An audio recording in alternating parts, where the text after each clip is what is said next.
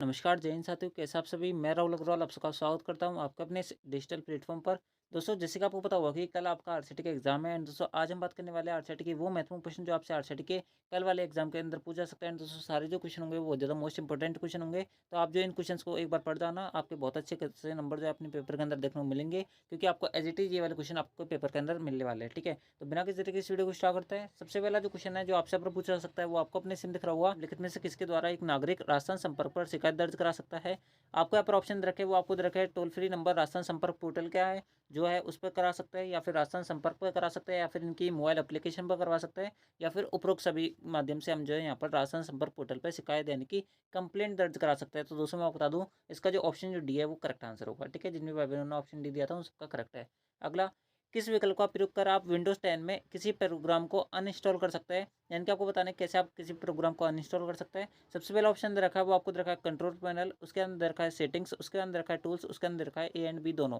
तो दोस्तों, मैं आपको बता दूं इसका जो करेक्ट आंसर होगा ना वो होगा आपका यहाँ पर option D, A and B दोनों। इन दोनों माध्यम से आप जो किसी भी प्रोग्राम को किसी भी सॉफ्टवेयर को क्या कर सकते हो, अनइंस्टॉल कर सकते हो। अगला, फाइल फोल्डर्स को लॉक करने में आपको कौन सी एप्लीकेशन मदद कर सकती है, यानी कि आपको बताना है कि फाइल फोल्डर्स को किस प्रकार से यानी कि कौन सी एप्लीकेशन के माध्यम से आप जो है लॉक कर सकते हो। सबसे पहला ऑप्शन दे रखा है वो आपको दे रखा है विंडोज डिफेंडर, फिर दे रखा है कोटाना, फिर दे रखा है फोल्डर लॉक, उसके अंदर रखा है ऊपर के सभी। तो दोस्तों, मैं आपको बता दूं इसका जो करेक्ट आंसर होगा वो होगा आपका यहाँ पर ऑप्शन सी, फोल्डर लॉक। आपसे यहाँ पर पूछा जाता है कि कोटाना क्या होता है, तो दोस्तों मैं आपको बता दूं ये क्या होता है, वॉइस असिस्टेंट होता है। क्या होता है? वॉइस असिस्टेंट होता है। इस बात को आप यहाँ पर याद रखना। ठीक है।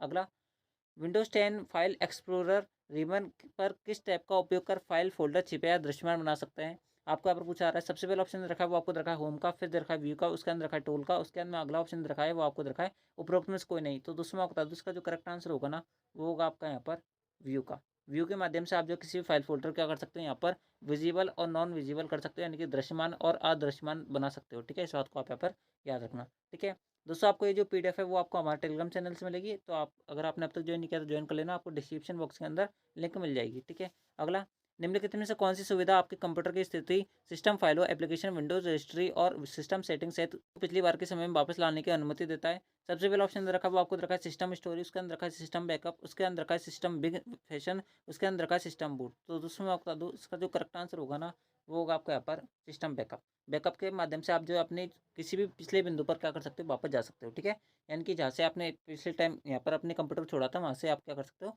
स्टार्ट कर सकते हो। अगला, अगला जो क्वेश्चन है वो थोड़ा स्टार मार्क वाला क्वेश्चन है, यानी कि इसके पूछे जाने की संभावना बहुत ज़्यादा है, तो आप इसको देख लेना।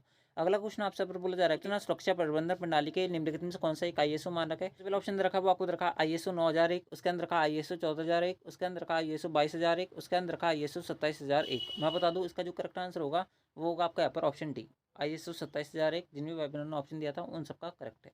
अगला, सरकार की सभी योजनाओं का लाभ एक वेबसाइट पर उपलब्ध है, यानी कि आपको बताना है कि सरकार की कौन सी एक ऐसी योजना है, कौन सी एक ऐसी वेबसाइट है जिसके माध्यम से सरकार की सभी जो जानकारी वो आपको यहाँ पर एक ही जगह देखने को मिल जाती है। सबसे पहला ऑप्शन रखा है वो आपको रखा है एसएसओ, उसके अंदर रखा है राज एसएमएस, उसके अंदर रखा है राज ई साइन, उसके अंदर रखा है राजी वॉलेट। दोस्तों, मैं आपको बता दूं एसएसओ जो होगा वो करेक्ट आंसर होगा सिंगल साइन ऑन, इसकी फुल फॉर्म होती है सिंगल विंड एकल विंडो इंटरफेस होती है। इस बात को ध्यान रखना। ठीक है, यानी कि एक बार रजिस्ट्रेशन करवाओ उसके अंदर आपको यहाँ पर बार बार अपने डॉक्यूमेंट अपलोड करने की जरूरत नहीं है। सारी जितनी भी राजस्थान सरकार द्वारा है, किसी भी गवर्नमेंट द्वारा जितनी भी आपके यहाँ पर योजना कार्यरत होती है उनके बारे में आपको यहाँ पर जानकारी मिलती है। अगला, राजस्थान जन आधार योजना के संदर्भ में निम्नलिखित में से कौन सा कथन सत्य नहीं है। ये बात ध्यान रखना, आपसे यहाँ पर नहीं पूछ रहा है, यहाँ पूछ रहा है। यहाँ पर नहीं पूछ रहा है तो आपको यहाँ पर सबसे पहला ऑप्शन रखा है परिवार को 10 अंकों की उनकी परिवार पहचान संख्या मिलती है। आप लोगों को बिल्कुल मिलती है, 10 अंकों का आपका जन आधार नंबर होता है। उसके अंदर का 18 वर्ष से अधिक उम्र की महिला परिवार की मुखिया होती है, बिल्कुल अपनी मम्मी के नाम पर बना हुआ होगा आपका जन आधार, उसको देख लेना।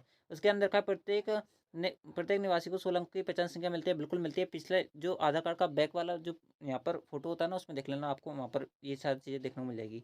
अगला देखा है वो आपको देखा है आधार में नामांकन के पश्चात आधार संख्या को जन आधार पोर्टल पर दर्ज करवाना आवश्यक होता है, नहीं ये ऑटोमेटिक हो जाता है। ठीक है, तो ऑप्शन डी करेक्ट होगा। अगला, ईपीडीएस प्रणाली के संदर्भ में एफपीएस का पूरा नाम क्या होता है। ईपीडीएस की फुल फॉर्म होती है electronic public distribution system. FPS के बारे में बात करें तो एफपीएस की फुल फॉर्म होती है क्या, वो होती है आपके यहाँ पर फेयर प्राइस शॉप, यानी कि ऑप्शन जो ए होगा वो करेक्ट होगा। ठीक है। अगला, अगला क्वेश्चन आपसे पर बोला जा रहा है कि राशन जन आधार योजना के संदर्भ में डीबीटी का पूरा नाम क्या होता है। दोस्तों, ये डीबीटी आपसे पर पूछा सकता है, इस बात को ध्यान रखना। डीबीटी की जो फुल फॉर्म होती है वो होती है डायरेक्ट बेनिफिट ट्रांसफर। इसी के माध्यम से जब आपको ने देखा होगा कि कोरोना के अंदर सरकार द्वारा महिलाओं के नाम पर क्या ट्रांसफर करे गए थे, 500-500 रुपये ट्रांसफर करे गए थे ना, वो यहाँ पर इसी योजना के अंतर्गत में आए थे। इस बात को ध्यान रखना। इसका फुल फॉर्म क्या होता है, डायरेक्ट बेनिफिट ट्रांसफर, यानी कि ऑप्शन जो पहला होगा वो करेक्ट होगा। अगला, माइक्रोसॉफ्ट एक्सेल 2010 का उपयोग कर कौन से चार्ट प्रकार के बनाए जा सकते हैं, यानी कि कौन से चार्ट बना सकते हो। सबसे पहला ऑप्शन रखा है वो आपको रखा है लाइन चार्ट, बार चार्ट। केवल केवल नहीं लगा सकते, क्योंकि इसके अलावा और भी आप चार्ट बना सकते हो।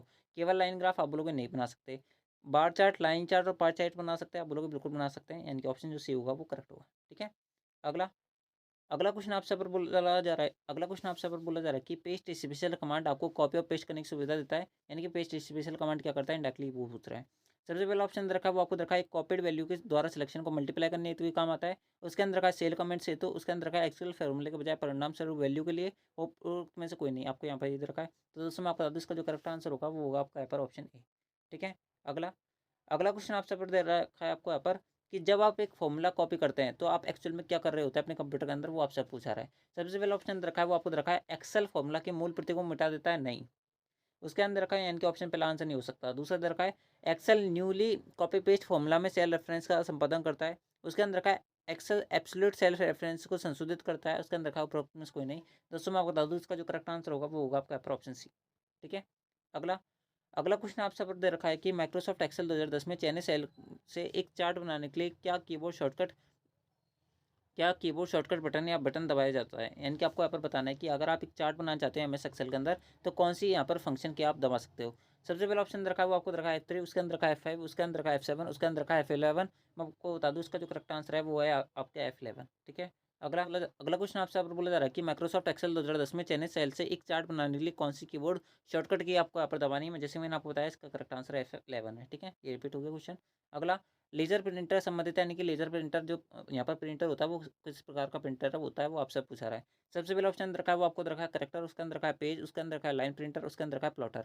प्लॉटर कुछ नहीं होता जो आपको होर्डिंग वगैरह छपते हैं ना, जैसे बैनर वगैरह देखोगे तो वो प्लॉटर के द्वारा छपता है। बात करें लेजर प्रिंटर जो होता है ना, वो आपके यहाँ पर क्या होता है, आप लोग यहाँ पर करेक्टर प्रिंटर होता है। ठीक है, ऑप्शन जो पहला होगा वो करेक्ट होगा। अगला एक कागज प्रति यानी कि हार्ड कॉपी बनाता है, हार्ड कॉपी किससे प्राप्त होती है आपको यहाँ पर, आप बोलोगे लाइन प्रिंटर से, प्रिंटर तो देगा ही देगा। ठीक है, प्लॉटर भी देता है, जैसे मैंने आपको बताया बैनर वगैरह जो बनता है वो आपके यहाँ पर किसके द्वारा बनता है, प्लॉटर के द्वारा बनता है, यानी कि ये भी हार्ड कॉपी देने का काम करता है, यानी कि ऑप्शन जो डी होगा वो करेक्ट होगा। अगला दस्तावेज में हेडर और फुटर डालने का मुख्य उद्देश्य क्या होता है। सबसे पहला ऑप्शन रखा है वो आपको रखा है दस्तावेज की दिखावट को सुधार करने के लिए। उसके अंदर रखा है पेज के टॉप या बॉटम में किसी टेक्स्ट को सभी पेजों पर दोहराने के लिए। उसके अंदर रखा है टेक्स्ट दस्तावेज को अधिक पठनीय बनाने के लिए। उसके अंदर रखा है उपरोक्त में से कोई नहीं।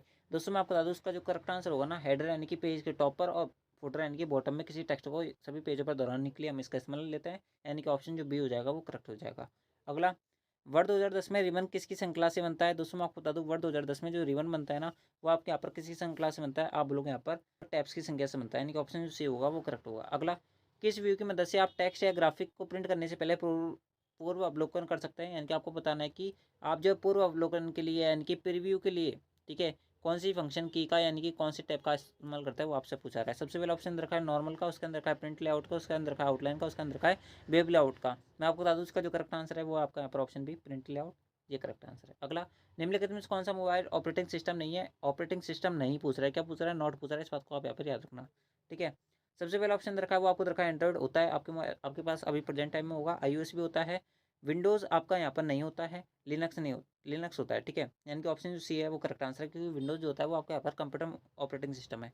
अगला अगला क्वेश्चन आपसे बोला जा रहा है कि आईआरसीटीसी की फुल फॉर्म पूछी जाती है। आईआरसीटीसी की फुल फॉर्म होती है Indian railway catering and tourism corporation, इस बात को ध्यान रखना। बात करें एसएमएस की फुल फॉर्म होती है शॉर्ट मैसेज सर्विस। अगर आपने फुल फॉर्म वाली और यहाँ पर शॉर्टकट की वाली जो वीडियोज़ है उनको नहीं देखा तो उनको देख लेना, एक ही फुल फॉर्म और एक भी शॉर्टकट की उनसे बनी जाएगी, इस बात की मैं गारंटी है, तो उनको देख लेना। ठीक है, आपसे अब बोला जा रहा है कि एसएमएस सेवा का नंबर होता है ना आईआरसीटीसी के लिए, तो दोस्तों आपको यहाँ पर इसका जो करेक्ट आंसर होगा ना वो होगा आपका यहाँ पर 139, ऑप्शन सी करेक्ट है।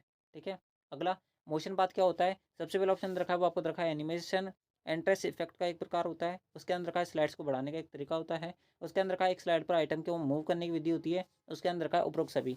दोस्तों मैं आपको बता दूँ एनिमेशन मोशन पाथ कुछ ही नहीं है, आपकी जब एक स्लाइड से दूसरी स्लाइड पर जब आप मूव होते हैं ना, तो उसके अंदर यहाँ पर एनिमेशन का एंट्रेस इफेक्ट जो आता है ना वो आपका यहाँ पर मोशन इफेक्ट है, यानी कि मोशन पाथ इफेक्ट है, यानी कि ऑप्शन जो पहला होगा वो करेक्ट होगा। अगला एक वर्कशीट में रो और कॉलम टाइटल को होल्ड करते हुए ताकि जब वर्कशीट को स्क्रॉल किया जाए तो स्क्रॉल में हो, लेकिन निम्नलिखित में से किसका उपयोग किया जाता है। यानी कि आपसे यहाँ पर बोला जा रहा है कि मान लो आपके पास एक्सेल की वर्कशीट खुली हुई है और उसके अंदर आप मान लो कि यहाँ पर कौन से कॉलम पे हो, आप यहाँ पर दूसरा और तीसरा कॉलम आप क्या करना चाहते हैं, फ्रीज करना चाहते हो, तो आपको यहाँ पर कौन सी कमांड का उपयोग करना पड़ेगा वो आपसे पूछा रहा है। तो दोस्तों मैं आपको बता दूँ इसके लिए आपको यहाँ पर फ्रीज पैन कमांड का इस्तेमाल करना पड़ेगा और इसको अनफ्रीज करने के लिए आपको यहाँ पर अनफ्रीज कमांड का आपको करना पड़ेगा, उपयोग करना पड़ेगा। लेकिन बात करें इस क्वेश्चन की तो दोस्तों ऑप्शन जो बी हो जाएगा वो इसका करेक्ट आंसर हो जाएगा। अगला, वर्कशीट में एक स्थान से फॉर्मेटिंग को कॉपी कर किसी दूसरी स्थान पर फॉर्मेटिंग अप्लाई करने के लिए आप किसका उपयोग करोगे? सबसे पहला ऑप्शन रखा है वो आपको रखा है कॉपी एंड पेस्ट कमांड, उसके अंदर रखा है यहाँ पर कंट्रोल+C और कंट्रोल+V। उसके अंदर रखा आपको यहाँ पर एक्सेल में फॉर्मेटिंग कॉपी करने अथवा दूसरे स्थान पर अप्लाई करने के लिए कोई तरीका नहीं है, बिल्कुल नहीं है। उसके अंदर रखा है स्टैंडर्ड टूल बार का स्टैंडर्ड स्टैंड टूल बार में उपस्थित फॉर्मेट पेंटर बटन। दोस्तों इसका जो करेक्ट आंसर होगा ना वो होगा आपका यहाँ पर ऑप्शन बी, क्योंकि फॉर्मेट पेंटर का जो बटन होता है वो आपके किसके अंदर आता है, आप लोग को यहाँ पर MS वर्ड के अंदर आता है, ना कि एक्सेल के अंदर आता है। इसलिए ऑप्शन जो बी हो जाएगा वो करेक्ट हो जाएगा। अगला, कौन सा नागरिकों से संबंधित मुद्दों को हल करने के लिए समाधान प्रदान करने के लिए बनाया गया है? सबसे पहले ऑप्शन रखा है वो आपको रखा है जनाधार, उसके अंदर रखा है EPDS, उसके में रखा है राजस्थान संपर्क, उसके अंदर रखा है ई-मित्र। दोस्तों मैं आपको बता दूँ जो यहाँ पर नागरिकों से संबंधित मुद्दों को जो हल करता है ना वो आपका कौन सा कहलाता है? पोर्टल राजस्थान संपर्क कहलाता है। जैसे कि मैंने आपको बताया शिकायत दर्ज करने क्या करता है, काम आता है। जैसे मान लो कि कोई यहाँ पर सरकारी अधिकारी जो आपसे यहाँ पर घूसखोरी करता है तो उसकी यहाँ पर जो शिकायत वगैरह होती है वो किस पे होती है? राजस्थान संपर्क पर होती है, या फिर आप जो अदर भी यहाँ पर क्या कर सकते हो, शिकायत दर्ज करवा सकते हो। ठीक है, सबके बारे में मैंने आपको बता रखा है। EPDS क्या होता है? इलेक्ट्रॉनिक पब्लिक डिस्ट्रीब्यूशन सिस्टम होता है। इसके थ्रू ही आपका यहाँ पर BPL और EPL के अंदर क्या चलता है? नाम चलता है। ठीक है, दस्तावेज में नया पैराग्राफ दर्ज करने के लिए क्या दबाना चाहिए? दोस्तों आपको यहाँ पर सबसे पहले ऑप्शन रखा है वो आपको रखा है कंट्रोल, उसके अंदर रखा है ऑल्ट, उसके अंदर रखा है एंटर, उसके अंदर रखा है एस्केप। दोस्तों मैं आपको बता दूँ इसका जो करेक्ट आंसर होगा ना वो होगा आपका यहाँ पर एंटर बटन। अगर आप एंटर बटन दबाओगे तो आपका जो यहाँ पर दस्तावेज है उसके अंदर क्या हो जाएगा?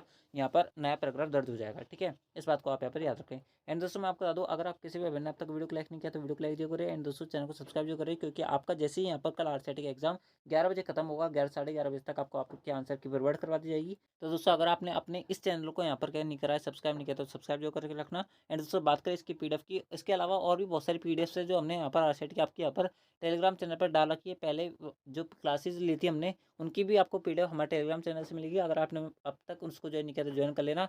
कम उन PDFs को आप देख जाना, मेरी गारंटी है आपकी आपका यहाँ पर एक भी क्वेश्चन गलत हो जाए 35 के 35 पूरे सही होंगे। ठीक है, यानी कि 100% आपकी बन जाएगी, इसमें कोई बड़ी बात नहीं है। ठीक है, तो आप जो यहाँ पर पढ़ लेना उसको, बाकी आपको कोई चिंता करने की बात नहीं है। ठीक है, अगर कोई पेपर वगैरह से भी रिलेटेड कोई क्वेश्चन आएगा, यानी कि कोई पेपर में आउट ऑफ सिलेबस क्वेश्चन आया तो उसकी भी जानकारी हम आपको पहले दे देंगे। ठीक है, अगला, मोबाइल ऐप के संदर्भ में EPDS का पूरा नाम क्या होता है? 1000 बार मैंने आपको अभी बता दिया है। EPDS का फुल फॉर्म होता है electronic public distribution system. Option भी करेक्ट है। ठीक है, ज़्यादा माथा पूरी करने में इसमें गलत है। अगला, निम्नलिखित में से कौन सा विंडोज़ में स्टार्ट बटन नहीं होता? कौन से ऐसी विंडोज़ है जिसके अंदर स्टार्ट बटन आपको देखने को नहीं मिलता? सबसे पहला ऑप्शन रखा है वो आपको रखा है विंडोज़ विस्ता, उसके अंदर रखा है विंडोज़ 10, उसके अंदर रखा है विंडोज़ 8, उसके अंदर रखा ऊपर से कोई नहीं। तो दोस्तों मैं आपको बता दूँ इसका जो करेक्ट आंसर है वो आपका यहाँ पर ऑप्शन सी, विंडोज़ 8 के अंदर स्टार्ट बटन नहीं देखने को मिलता है। अगला, कौन सा कंप्यूटर वर्गीकरण नहीं है? आपको पता नहीं कौन सा कंप्यूटर का प्रकार नहीं होता। दोस्तों मैं आपको बता दूँ कंप्यूटर टोटल 4 प्रकार है। मेन फ्रेम है, मैक्स फ्रेम, उसके अंदर का है मिनी, उसके अंदर का है नोटबुक। दोस्तों मैं आपको बता दूँ कंप्यूटर के टोटल 4 प्रकार होता है। पहला होता है मिनी कंप्यूटर, उसका बाद में होता है यहाँ पर सुपर कंप्यूटर, उसके बाद में होता है यहाँ पर माइक्रो कंप्यूटर, उसके बाद में होता है आपका यहाँ पर मेन फ्रेम कंप्यूटर। ठीक है, तो जो आपका नोटबुक होता है ना वो आपके यहाँ पर माइक्रो कंप्यूटर के अंदर कंसिडर कर लिया जाता है। तो आपका मैक्स फ्रेम जो होता है किसी प्रकार से कंप्यूटर का प्रकार नहीं होता है, यानी कि ऑप्शन जो बी हो जाएगा वो करेक्ट हो जाएगा। ठीक है, इसमें यहाँ पर लफड़ा है। अगला, आधार कार्ड एक है। दोस्तों आपको बताना है कि आधार कार्ड क्या होता है। दोस्तों आपको पता होगा कि आपका जो आधार कार्ड है उसके अंदर 12 नंबर का क्या होता है, एक यूनिक कोड होता है, यानी कि यूनिक नंबर होता है। हर आदमी के पास 12 अंकों का आधार कार्ड, 12 संख्या वाला आधार कार्ड जरूर होता है। अपने आधार कार्ड के अंदर गिन लेना, टोटल 12 संख्या होंगी उसके अंदर। ठीक है, तो 12 संख्या का आधार कार्ड हो गया। UIDAI द्वारा पहचान जारी पहचान पत्र होता है। बिल्कुल, आधार कार्ड जो यहाँ पर वेबसाइट लॉन्च करती है उसका नाम क्या है? UIDAI वेबसाइट है। इसकी फुल फॉर्म काफ़ी बार पूछ जाती है, मैं आपको बता दूँ इसकी जो फुल फॉर्म होती है वो क्या होती है? Unique identification authority of India. क्या होती है? Unique identification authority of India. इस बात को ध्यान रखना, यानी कि ऑप्शन जो सी हो जाएगा वो करेक्ट आंसर हो जाएगा। ठीक है, अगला, भारतीय रेलवे IRCTC के संबंध में PNR का क्या नाम यहाँ पर मतलब होता है? यानी कि PNR की फुल फॉर्म पूछ रहा है, कुछ नहीं करना। IRCTC के बारे में मैंने आपको बता दिया। PNR की फुल फॉर्म होती है पैसेंजर नेम रिकॉर्ड। इसके थ्रू आप जो है अपनी जो ट्रेन की वर्तमान स्थिति है उसके बारे में जान सकते हो, यानी कि यात्री का नेम रिकॉर्ड होता है। ठीक है, अगला, पासपोर्ट आयोजन के संदर्भ में PSK का क्या मतलब होता है? PSK के बारे में मैंने आपको बताया है। PSK का मतलब होता है पासपोर्ट सेवा केंद्र। अगर आपने पहले वाली वीडियोस नहीं दिखे तो उनको देख लेना, सबके अंदर बताया है हुआ है।